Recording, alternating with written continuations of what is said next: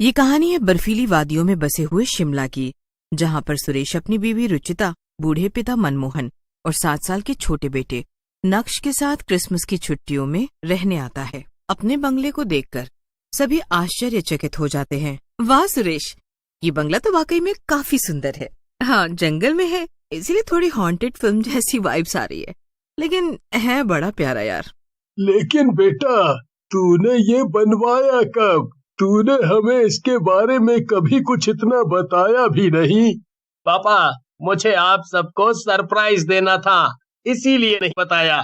सच में? तुम्हारे पास इतने पैसे भी कहाँ से आए? हम मुंबई में तो अपने किराए के घर में रहते हैं, और यहाँ शिमला में तुमने अपना बंगला बनवा लिया। बात कुछ हजम नहीं हो रही।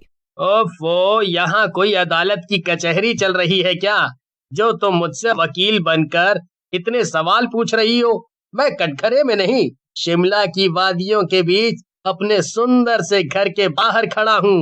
ये सब छोड़ो, चलो मम्मा, अंदर चलकर क्रिसमस ट्री सजाते हैं। ठीक है बेटा।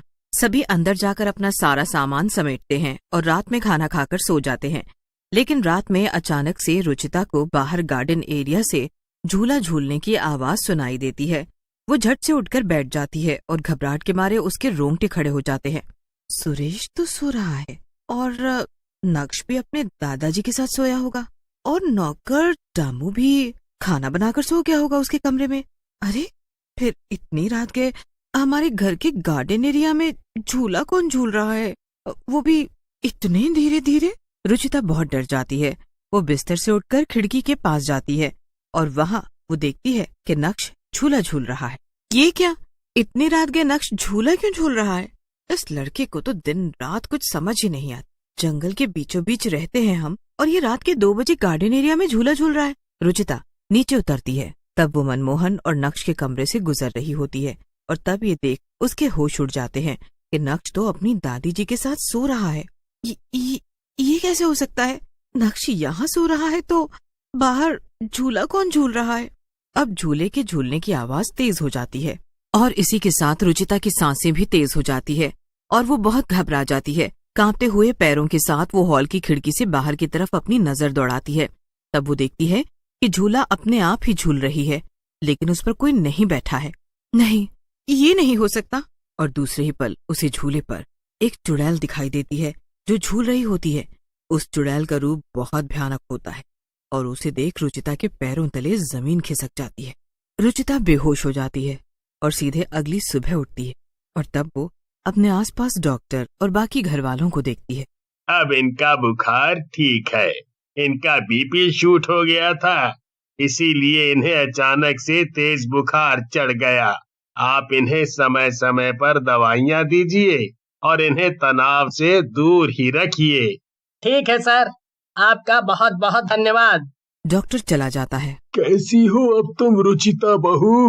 पापा, कल रात को मैंने हमारे गार्डन एरिया में वो झूला झूलने वाली चुड़ैल देखी। वो हमारी जान ले लेगी सुरेश। पापा जी आप मेरा यकीन कीजिए। रुचिता, ये सब तुम्हारा वहम होगा।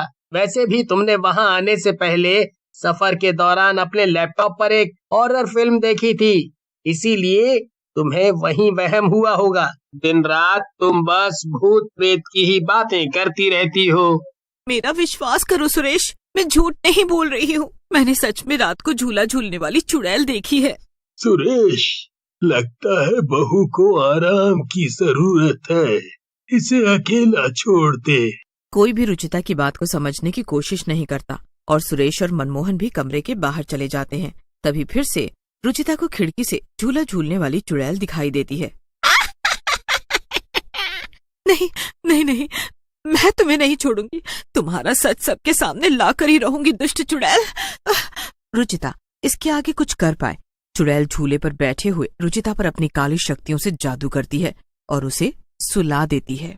अब तू तभी उठेगी जब मैं चाहूंगी, क्योंकि अगर तू जागी रहे तो तू सबको मेरे बारे में बता देगी, और तो और मुझे खत्म करने का भी प्रयास करेगी। मैं अपना बदला पूरा करके ही रहूंगी।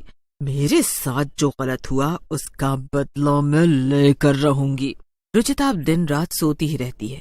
वो बस कुछ देर के लिए नींद से उठती है, सबको लगता है कि वो ये सब उसके बीमार होने के कारण हो रहा है, लेकिन असल में ये सब वो नहीं, चुड़ैल कर रही होती है, क्योंकि वो अपनी काली शक्तियों से रुचिता पर जादू कर रही होती है, जिससे रुचिता उसके ही कहने पर उठे, सोए और कुछ कहे। फिर एक रात जब मनमोहन रात में सो रहा होता है, तभी अचानक उसे भी गार्डन एरिया में झूला झूलने की आवाज सुनाई देती है।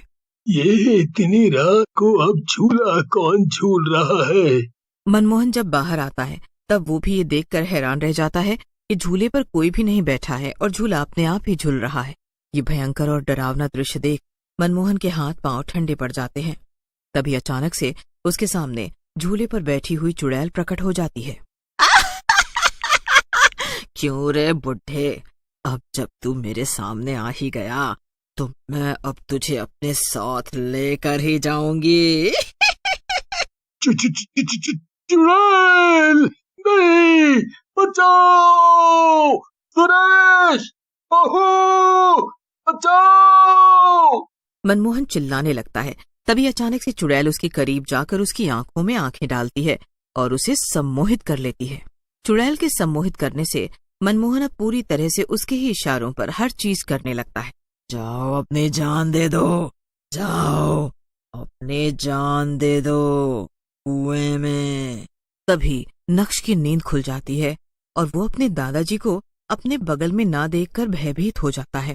दादाजी, दादाजी, आप कहाँ चले गए? दादाजी, दादाजी, दादाजी, कुएं में क्यों कूदने जा रहे हैं? दादाजी, दादाजी, इस कुएं में मत कूदिए। नक्श की चिल्लाहट सुनकर सुरेश भी उठ जाता है और सुरेश और नक्श और दोनों मनमोहन को सम्मोहित हुए कुएं की तरफ जाते हुए देखते हैं। पापा, पापा, उस कुएं की तरफ मत जाइए। वो एक बहुत ही पुराना और गहरा कुआं है। उसमें गिरने के बाद कोई कभी जिंदा नहीं लौट पाया। पापा! लेकिन अफसोस की बात ये होती है कि मनमोहन कुछ सुन ही नहीं पाता है। तब तक मनमोहन ने उस कुएं में कूदकर अपनी जान दे दी होती है, जिसके नतीजे स्वरूप मनमोहन की मौत हो जाती है। ये क्या हो गया पापा? अब मेरे साथ कौन खेलेगा? अब मैं किसके साथ सोऊंगा? मुझे चुटकुले और राजा और जादूगर की कहानियाँ कौन सुनाएगा? दादाजी, लौट आओ ना दादाजी, कहाँ चले गए आप दादाजी? रुचिता इस सब से बेखबर होती है, क्योंकि वो खुद चुड़ैल के वश में होती है और वो सिर्फ सोती ही रहती है।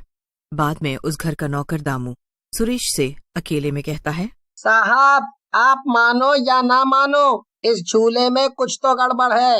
मैंने भी कई बार उसे अपने आप झूलते हुए देखा है। रात में यहाँ के आसपास के बस्ती वाले कहते हैं यहाँ कोई अमीर औरत रहती थी, फिर उसे किसी आदमी ने मारा और वो एक चुड़ैल बन गई। चुप रहो तुम दामू, ये सारी बेतुकी और दकियानूसी बातें हैं। भूत प्रेत जैसा कुछ नहीं होता। लेकिन साहब, एक बार बाबा को घर पर बुला कर तो देखिए। दामू, तुम मुझे मत सिखाओ क्या सही है और क्या गलत। ना मुझे किसी बात की सलाहियत दो कि मुझे क्या करना चाहिए और क्या नहीं। जाओ, जल्दी से मेरे लिए चाय ले आओ। दामू चुपचाप अपना काम करने लगता है। क्रिसमस का त्योहार आता है और तभी नक्श का मन उदास न हो, इसीलिए सुरेश उसके साथ गार्डन एरिया में रात को क्रिसमस केक काटने का प्लान बनाता है। मुझे बुलाने की क्या जरूरत है, मैं तो पहले से ही यहाँ पर हाजिर हूँ।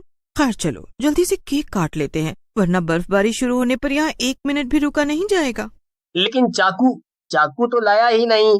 अरे उसकी क्या जरूरत है, मैं तुम्हारा गला अपनी काली शक्तियों से काट सकती हूँ। तभी रुचिता उस चुड़ैल में बदल जाती है और उसे देखकर सुरेश और नक्श के होश उड़ जाते हैं।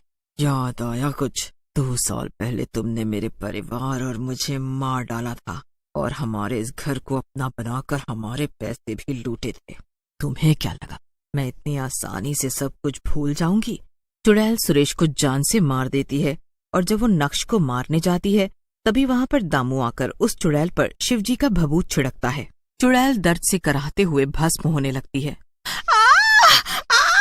नहीं नहीं, मेरा बदला अधूरा नहीं रह सकता। नहीं। चुड़ैल वहीं पर खत्म हो जाती है। उसका अंत होते ही रुचिता ठीक हो जाती है और दामू उसे सारी कहानी बताता है, जिसके बाद उसे बहुत दुख होता है, लेकिन वो जिंदगी में आगे बढ़ने का फैसला लेती है और अपने बेटे को अकेले मेहनत करके संभालती है।